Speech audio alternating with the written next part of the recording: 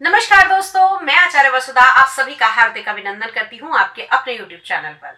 हमेशा की तरह लेकर आई हूँ इस बार भी इस माह का राशिफल। जी हाँ, अप्रैल 2025 नया कैलेंडर, नया फाइनेंशियल ईयर और नया संवत्सर और साथ साथ होने वाला है एक बड़ा महापरिवर्तन। कौन सा है वो महापरिवर्तन? जी हाँ, बताऊंगी इस पूरे वीडियो में। इस बार होने वाले हैं एक साथ पांच ग्रह। आज बात करेंगे हम वृश्चिक राशि वाले जातकों के बारे में और आप लोगों के होगा ये राशि परिवर्तन, होगा ये बदलाव कुंडली के पंचम भाव में, जो कि है आपके प्रेम का, आपकी संतान का, आपकी शिक्षा का, आपके कैरियर का भाव और कहीं ना कहीं इसी से देखते हैं आपके कंपटीशन भी। तो यहाँ होने वाला है घमासान ग्रहों का युद्ध। इस ग्रह युद्ध में कौन जीतेगा और कौन हारेगा, जानने के लिए पूरी वीडियो अवश्य देखें। चलिए बात करते हैं माह की शुरुआत में कैसे रहेंगी आपकी हेल्थ की परिस्थिति। तो अगर हम बात करें वृश्चिक राशि वालों, आपके लगन के स्वामी, आपके राशि के स्वामी और साथ ही साथ आपकी कुंडली से छठे भाव के यानी कि आपके रोग के भाव के स्वामी मंगल देव होने वाले हैं नीच कर। कहाँ होंगे भाई? आपके भाग्य के भाव में। तो जांघों से जुड़ी हुई परेशानियां आएंगी और साथ ही साथ दिक्कतें आएंगी आप लोगों को ब्लड से जुड़े हुए इन्फेक्शन से। जिन लोगों को उच्च रक्तचाप यानी कि हाई ब्लड प्रेशर रहता है, उन लोगों को अपनी हेल्थ का बहुत ज्यादा ध्यान रखने की आवश्यकता है। गुस्सा बेवजह बेफजूल में किया हुआ आपके भाग्य को खराब कर सकता है। तो अपने भाग्य को सर्वोत्तम बनाने के लिए मंगल देव की आराधना करें, हनुमान जी की पूजा करें, सुंदरकांड का पाठ आपकी हेल्थ के लिए विशेषकर लाभकारी होगा। अब बात कर लेते हैं आपकी कुंडली के दूसरे भाव की यानी कि आपके इन्वेस्टमेंट की। तो दूसरे भाव के स्वामी है देवगुरु बृहस्पति, जो सप्तम भाव में विराजमान है। किसके साथ भाई? चंद्रमा के साथ। माह की शुरुआत में गजकेसरी योग लेकर तो कुटुंब की तरफ से आपको बहुत ज्यादा प्रोत्साहन मिलेगा। खास तौर से आपकी पत्नी आपके सम्मान का कारक बनेगी। आपके परिवार में आपकी पत्नी के कारण आपको सम्मान की प्राप्ति होगी।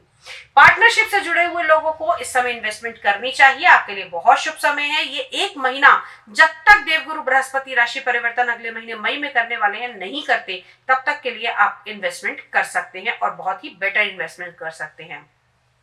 अब बात करते हैं आपके सुखों की। कुंडली के चतुर्थ भाव से इसका निर्णय करते हैं, जिसके स्वामी शनिदेव अभी अभी राशि पलट कर आए हैं आपके पंचम भाव में। और कहीं ना कहीं अगर मैं बात करूं तो यहाँ पर शामिल हो गए हैं सूर्य और राहु के साथ, पीड़ित भी हो गए हैं। तो आपके सुखों में थोड़ी सी अनुभूति कम हो सकती है। माता की हेल्थ का विशेषकर ध्यान रखने की आवश्यकता है। जिन लोगों को कोलेस्ट्रॉल की या हार्ट से जुड़ी हुई परेशानियां हैं, उन लोगों को अपने मेडिकेशन पे प्रॉपरली ध्यान देना होगा। शिक्षा के क्षेत्र से जुड़े हुए लोगों के लिए भी ये टाइम पीरियड जो रहेगा वो बहुत ही चैलेंजिंग रह सकता है। बड़े सारे कंफ्यूजन क्रिएट होंगे कि मैं कौन सा सब्जेक्ट लूं, मैं कौन सी स्ट्रीम में जाऊं, मैं क्या चुनूं, मैं किस कॉलेज में एडमिशन लूं। तमाम इस तरह की तकलीफें आपको देखने को मिल सकती हैं, लेकिन घबराइएगा नहीं। आपको करना क्या है? मंगल देव की उपासना करनी है और अपने सूर्य को मजबूत करना है। कैसे? सूर्य देव की आराधना कर सकते हैं और हर रविवार के दिन सुबह उठकर सूर्य को अर्घ अवश्य देना है।